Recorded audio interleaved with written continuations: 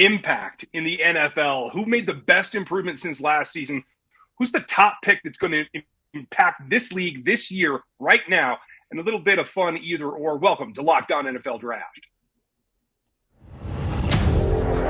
You are Locked On NFL Draft, your daily podcast covering the NFL Draft. Part of the Locked On Podcast Network, your team every day.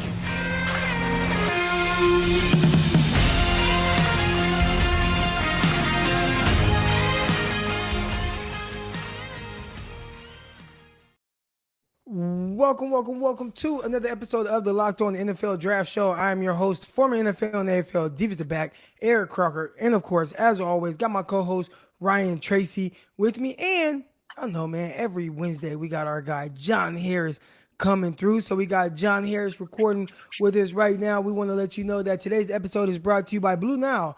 Make your moment sparkle with the jewelry from BlueNile.com. And Locked On NFL Draft listeners get $50 off of purchases of $500 or more. This podcast exclusive includes engagement. Use promo code Locked On at your checkout. We got a fun show lined up for y'all today, and we're kind of starting with which NFL teams made the biggest improvements throughout this offseason, whether it was via the draft, free agency, trade. All right, I know I have a team in mind, but first I want to swing it to our guy, John Harris, and hear what team he believes had the best offseason. Okay, this is going to sound strange. It's going to sound odd that at any point we would give the Detroit Lions any sort of credit at all for what they've done in an offseason. However, I felt like Brad Holmes, I don't want to say he mastered the draft, but, you know, I've watched a lot, and obviously, you know, with the Texans, I'm in the department where we do the TV show, you know, Building the Texans, kind of behind the scenes and what happened during the draft. And I happened to be watching the Lions one, and I've watched a bunch of them throughout the league. And this draft struck me that a lot of GMs had an idea of the players they wanted and they liked. And this draft was very much about what those teams liked as opposed to kind of markets for different players, if that made sense. Like the Lions went in and knew they liked these particular players. The Colts went in and knew they liked these particular players. And everybody sort of had a list of players they liked, and it all was different across the board. There never really felt like during the draft there was this consensus. And watching the Lions production and hearing Brad Holmes' thought process on what they did, I thought was really impressive. But to me, the biggest one, you know, they get Hutchinson. And look, I think Hutchinson is going to be fantastic. But then to make the move to go get Jameson Williams, I thought was really interesting for them. I know Jared Goff with Jameson Williams may not be the best marriage, but the Lions had to add somebody to Amon-Ra St. Brown, who I was not the biggest fan of last offseason, but he really proved down the stretch. He was a playmaker. So you take him, who's not a speedster, but then you put him with a speedster and Jameson Williams. I thought the guts to make a move with a team in the division, I thought was pretty interesting for Brad Holmes to go up and get Jameson Williams. I thought that was big. And then going out and getting a guy like Kirby Joseph in the third round, I thought was awesome. And, you know, the Colts had traded up right in front of the Lions to go get Nick Cross. And the Lions were like, didn't matter. They wanted Kirby Joseph the whole way. I think those three guys, Hutchinson, Williams, and Kirby Joseph, are going to step right in and have to make plays for that team. But I just really liked how the Lions put it together and have been putting it together under Brad Holmes as the GM. I don't know that he gets enough credit for what he's doing there in Detroit. And look, I know there's a low bar. I get it. It's the Lions. But I feel at some point it's got to turn. And I feel like Brad Holmes kind of started turning it with the Lions, and I got to give them a little bit of credit. I just think that move to go up and get Jameson was a pretty strong one. They didn't sell the farm to do it either. So I think going up and get him was a good deal. And you talked about kind of the receiver position and them making moves towards that to kind of help Amon-Ra St. Brown, obviously by, you know, drafting Jameson Williams, trading up, giving up the draft capital they did, which wasn't that much to move up that far. But also they have DJ Chark as well, who is a free agent receiver, Josh Reynolds. I think those are like legit signings. And if you get, what you think you can get out of Jameson Williams, whether it's this year or, even next year, you kind of build on that. But you have some legit receivers to be able to complement that guy. So I think from that standpoint, they did have a better offseason than most people would, lead to believe. Ryan, do you have a team in mind? I mean, hey, let's not forget Aiden Hutchinson too, by the way. I mean, he might have a small impact, He's pretty solid. I mean, I want to talk about the Denver Broncos because they just kind of capped off their offseason, the one thing that they needed. But I think the team that beat them in terms of not only free agency and what they did in Michael Pearson and Marcus Williams and Morgan Moses, I mean, three names that people know they added to their roster. Baltimore Ravens won every phase of this offseason. They've been right at the top the whole time, and it's hard to argue. I mean, moving away from Hollywood Brown, that's an addition by subtraction in my mind because that contract was coming, and you can't really keep investing if it's not going to pay off. And I think clearly that connection with Lamar is not what you wanted. Linderbaum's a great addition. I mean, Kyle Hamilton's going to captain that defense into the next era of the Baltimore Ravens. That's pretty much without a doubt. And then, on top of it, you get what might be the most athletic pass rusher who's going to have to take a year off, but you're going to get him next season for, a bag of chips, basically. So I don't think there's any argument that the Ravens had the best offseason from the end whistle of their last ball game to now. Yeah, well, the team that I have in mind is the LA Chargers. And we're talking about a team that not only I felt like, plugged some gaping holes throughout the draft, but, I mean, when you look at what they did just in the offseason, going out and getting a guy like J.C. Jackson to play cornerback for you opposite of Asante Samuel. You get even having guys like Derwin James come back and, him being healthy. That's definitely going to help that back in there. And he switched his number to 3. I don't know. There's just something about going to that single-digit number. We'll see. So he's back to his college number. You trade for Khalil Mack. I think that was huge to have that bookend opposite of Bosa. All right. And then, you go to the draft and you see what they did there.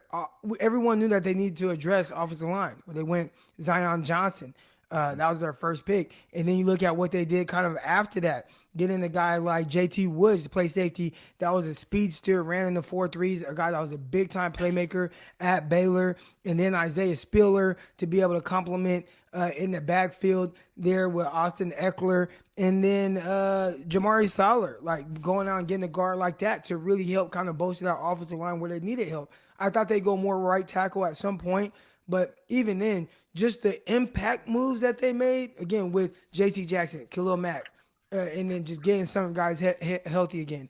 And then what they did in the draft, I thought that was big time. They set themselves up to be big-time players throughout the season. They're competing in the AFC West, right? It's going to be extremely competitive. Ryan just talked about how, Denver Broncos one of those teams that made big-time strides. Well, not just them. You see what the Oakland Raiders did, going out, getting guys like Devontae Adams, and, they're kind of loading up there on that offense, and, no more excuses for Derek Carr as if he needed them. And, I mean, the Kansas City Chiefs, they are Kansas City Chiefs, and I feel like they're kind of the forgotten team throughout all of this. But there are some teams really trying to get better in the AFC West. I think nobody got better than the LA Chargers. Now, if they could just improve their coaches' decision-making on when to go for a fourth down, they might be in even better shape. All right. Let me light that flamethrower. Man, it's like in Texas, not to kick over, and I mean, you live in Arkansas, so not to kick over a fire ant pile. You just kicked over the football nerd fire ant pile, Eric. You just kicked it there. All those nerd fire ants are all over you right now for what you just said about Brandon Staley. And then we go for a fourth down. I don't have a problem. I used to tell my team, you know what? Football gods gave me 4 downs. I'm going to use them, man. That was well before that. That was my analytics. I used football gods analytics, so I went for it on fourth down. And oh, by the way, I know a certain team in a certain town that's got to face all those AFC West teams. So, thanks for that, AFC West GM, because you're right.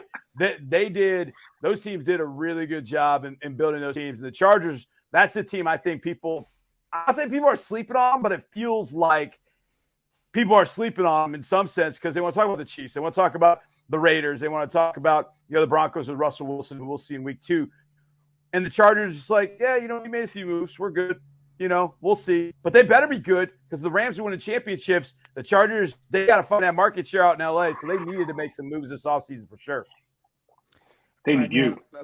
Yeah, a lot of stuff going on over there in the AFC West. Everybody's expecting that division to be extremely competitive. But when we come back, we're going to talk about the biggest year one impact from first round picks, who might struggle the most as a first rounder, and who was drafted into the best situation. All right, we're going to get into that and more. But first, we want to talk to you a little bit about Blue Nile. And at BlueNile.com, you can celebrate all of life's special moments, from creating a custom engagement ring of her dreams to gifting a classic and timeless jewelry piece, all at prices you won't find at your traditional jeweler. Whether you are ready to pop the question of celebrating a milestone moment, find jewelry as unique as her with the modern convenience of online shopping at BlueNile.com. Build the engagement ring of her dreams or celebrate life's special moments with fine jewelry. No matter what you are looking for, Blue Nile has jewelry experts on hand 24/7. So anytime you call, they are ready to go. Make your moment sparkle with jewelry from BlueNile.com, and our Locked On NFL Draft listeners get $50 off of purchases of $500 or more. This is podcast exclusive and includes engagement. Use promo code Locked On. Again, that's promo code Locked On. And also, we should tell you that every order is insured, ships free, and arrives in discreet packaging, and it won't give away exactly what's inside. Shop stress-free and find your favorite piece at BlueNile.com. Go there today. We want to thank you for making Locked On NFL Draft your first listen of the day, and also let you know that the Ultimate NBA Mock Draft, it starts June 16th with over 50 insiders, and nothing equals the Ultimate NBA Mock Draft. All right, the Locked On NBA Big Board Draft experts, plus the Odyssey insiders as well. First pick is June 16th, and you can search the Ultimate NBA Mock Draft and follow now so you don't miss out on a pick or the action going on over there. First round picks. All right, we're still on this 2022 class, and we want to get to who is going to have the biggest year one impact. All right, I might as well go first because I'm kind of cheating. I'm still the guy who I already talked about in the last segment, but I'm going Zion Johnson for biggest year one impact because he's going to a great situation. He was almost kind of like that missing piece on the offensive line. You have an amazing quarterback who, if you do kind of mess up here and there, he's still able to kind of buy time, make plays with his legs. We know what he can do throwing the ball. But just him coming in there and having that impact of protecting that stud quarterback with everything else that they have on the offensive line. And if they end up doing what most people think, right, being really good, potentially winning the AFC West, I won't believe it until I actually see it. But they're gearing up to try to do that. That's why they went out and got the J.C. Jacksons, Khalil Max, and some of those guys, right? Well, Zion Johnson, the impact of him being good is going to be felt. And not just biggest impact of good. You talked about biggest impact, but also that impact can be felt in a bad way. If he's not good, then there's a lot riding on that. They need him to be good. So I think he's going to have a big impact. I'm assuming it's going to go in a good way, but it's not guaranteed. And that impact is going to be felt one way or another. John, you got a guy for us? You know what? I'm going to cheat on this one because I've got guys, but they're all the same team. I didn't pick them because of volume, and I left my Texans out of this. I do think that Stingley and Kenyon will have good careers and have a good start to it. Hopefully, we need them to. I'm going with Ahmad Sauce Gardner. I'm going with Jermaine Johnson, and I'm going with Garrett Wilson, the New York Jets rookie trio taken in the first round. It's cheating a little bit because it's, volume. So, of course, you would think, 3 rookies hit. It's better than 1 rookie hitting, you would think. I just feel like those 3 guys at those 3 positions for the Jets were absolute. They had to have them. They had to have another playmaker receiver opposite Elijah Moore. Corey Davis just hasn't been that guy.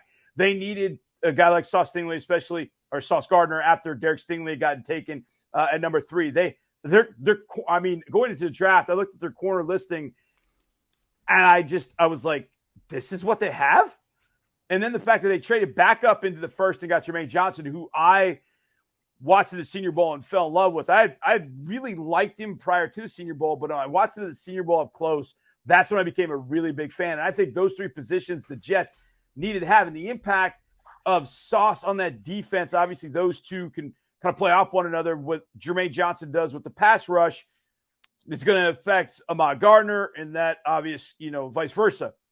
But then Garrett Wilson, how that helps Zach Wilson, the number 2 overall pick, how he can help alongside Elijah Moore. When you're talking about Elijah Moore, Corey Davis, and Garrett Wilson, I think the Jets might have a little something. I'm going with the Jets trio of rookies in the first round that will impact the most. And not just because of volume, but because of those three being the right picks for the Jets at those particular spots.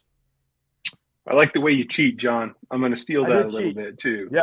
Man, it becomes valedictorian for nothing, Well, and I got honorable mention for your guy because I think Stingley not only will give you performance, but I think he changes the attitude in that entire secondary. So I think he can affect more than just his personal performance. And that's kind of what I'm going with here too. This is a team that had multiple picks, but it's not their top pick that I'm going with here. I think our guy Tony Wiggins is going to be upset and probably happy to hear this all at the same time because there has to be a wholesale change in Jacksonville. It has to change from the bottom up. The culture, expectations, everything that goes on. And what you did at pick 27 is get yourself an instant playmaker in Devin Lloyd that can change the entire structure of that organization, at least on the defensive side of the ball. You have your captain on offense. But he's a guy that can pull that all together, rebuild the foundation without tearing the entire thing down, and actually help Trayvon Walker reach his potential by being a guy that helps him line up, helps him see the game. Devin Lloyd is a captain in the waiting, and he's my favorite moniker. I don't use this very often. But truly, on that defense with that group that has to start almost from scratch, he is a force multiplier in that his performance will be solid, but he will help everyone else up their game. And that is the only chance they have to turn Jacksonville around, to have a little bit of improvement on both sides of the ball. And what Doug Peterson's going to do on offense, I think that's really going to help. I like it. There are a couple of things that we still haven't touched on yet. So we might have to push off either or for just a little bit. Who's going to struggle the most? Who do we anticipate that? Maybe there's just a learning curve at their position. Also, who's in the best situation? Who was drafted to that? We're going to get to that next and much more. But first, we want to talk to you about this new flavor that Built Bar has. All right. And I'm not a person that loves chocolate. I don't like a whole lot of chocolate. All right. But Built Bar sent us the new flavor. They got these mud pie bars, and they are great. And don't just take my word for it. I wish my daughter was here right now so she can tell you how she felt about it, because not only did she eat the entire protein bar because it doesn't taste like a protein bar, so she loves it, especially with that marshmallow filling in there. She started licking the wrapper, and I'm like, look, you don't have to do that. We'll get some more here, all right? So most of the Built Bars that we have, they are super delicious and they are good for you. And I'm not sure what the mud pie, what they did to make that, man, but it is delicious, especially if you are a fan of chocolate.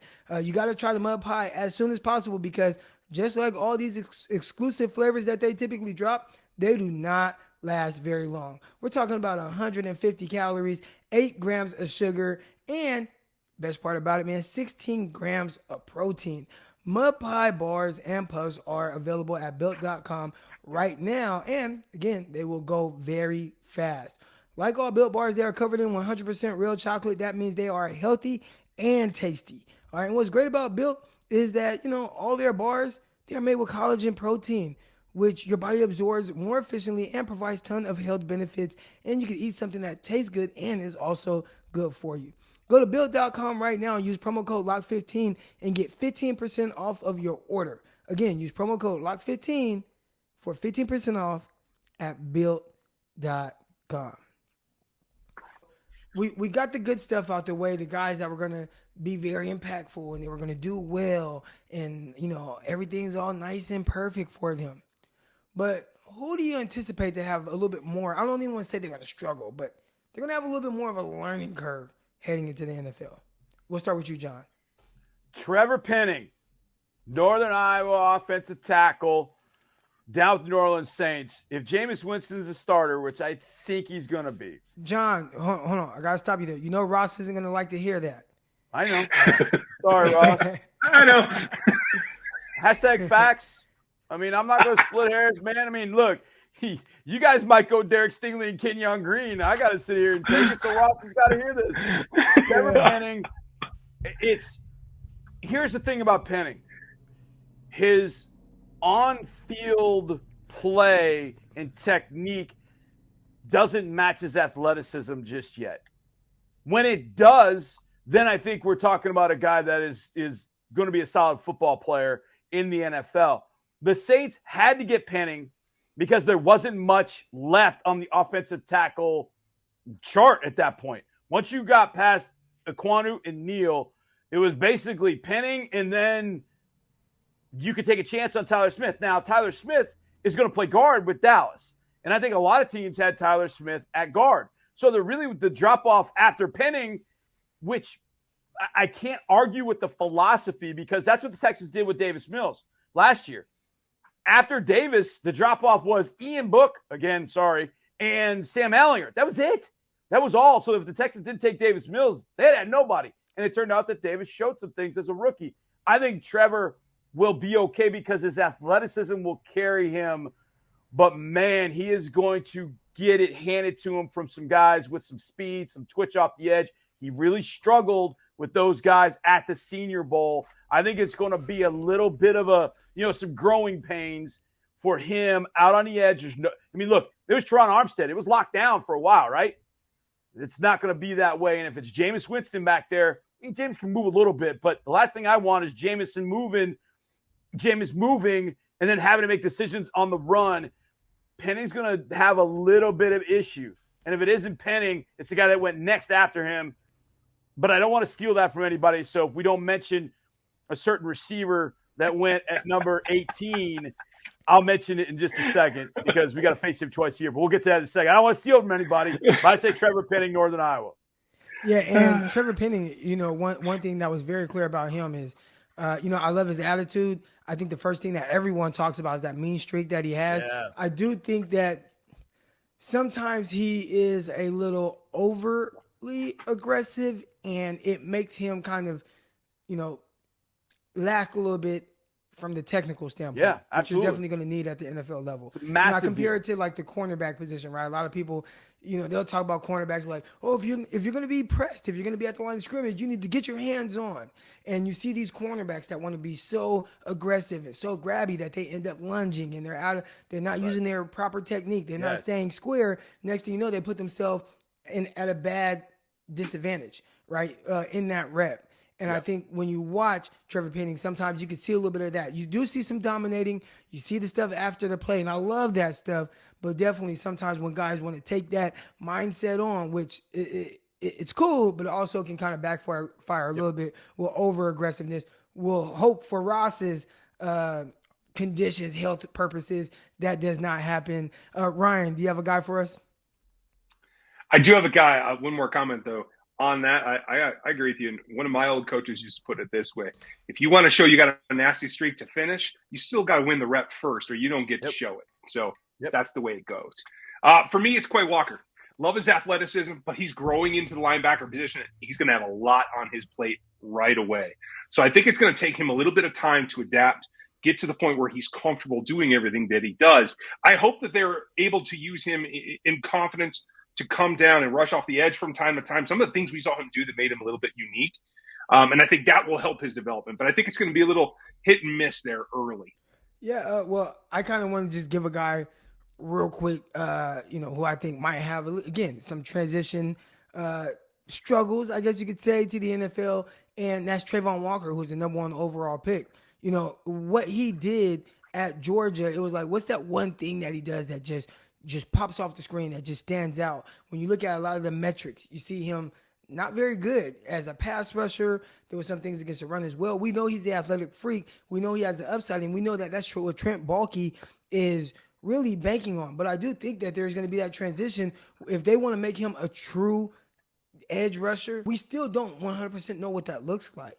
Right? We know he has the ability to do it. He's that athletic freak, but can he be that guy on a down-and-down basis, or do they do other things with him? I think finding his role, there might be a slow start to that, and then maybe, hopefully for him, as the season goes on, starts to grasp it and understand it. And then by the time it really clicks, it'll probably be the end of the season, but then he knows more of what he has to do heading into the next offseason, and then he can improve from there. And there should be a big year 2 jump for him. I do want to ask you guys who the best situation. So we'll start with you, Ryan. Who is drafted into the best situation out of all these first rounders?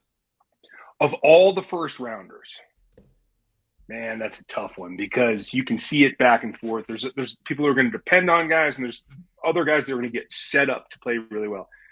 I think you got to put Kyle Hamilton in the argument as he's going to be able to walk into a defense that has some solidity to it that he can then mold, add his composite to. I think that's probably right up there. But the guy that keeps screaming out to me as a guy that can come in and just hit the ground running is Chris Olave. We talked about him yesterday or the day before on our top 5 situations for the wide receivers specifically. But, I mean, I think all he's got to do is come in and be himself, and he can get going, and he can make an impact as a rookie right away.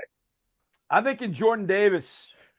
And I'll keep an eye on Jordan. You stole my thunder. Did I? Oh, man. You're good. I mean, because he is thunder. I mean, I think his role and what he does is gonna fit perfectly for Philadelphia. I think they've got other pieces around him, so he can just step in. And I don't think he has to do anything outside of what he was doing at Georgia. He just kind of continues that. He does it against NFL grown men. I think Jordan Davis is in a really good situation. Of course, the Texans originally had pick 13. We could have had Jordan Davis, so we'll watch his career as we will Kyle Hamilton because we had those two guys kind of in our crosshairs. So we'll watch that. But I think Jordan Davis steps right in and just continues doing what he's doing. He's just going to do it against, grown men as opposed to 17 to 21-year-old smaller men.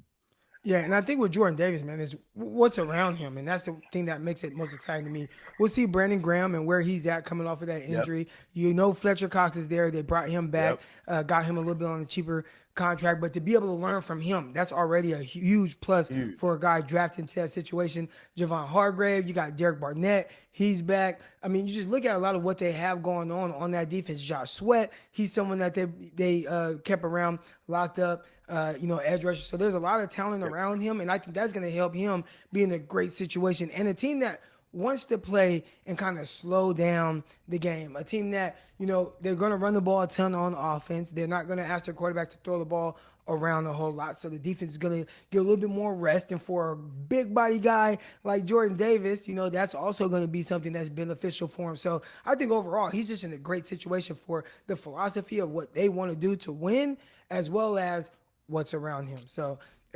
exciting stuff right there. We didn't get to either or, but we definitely will on the next episode with John Harris. We want to thank you for making us your first listen of the day. And for your second listen of the day, you got Locked On 49ers or you got Locked On Chiefs, all right here on the Locked On Network. Keep it locked. We'll see y'all tomorrow.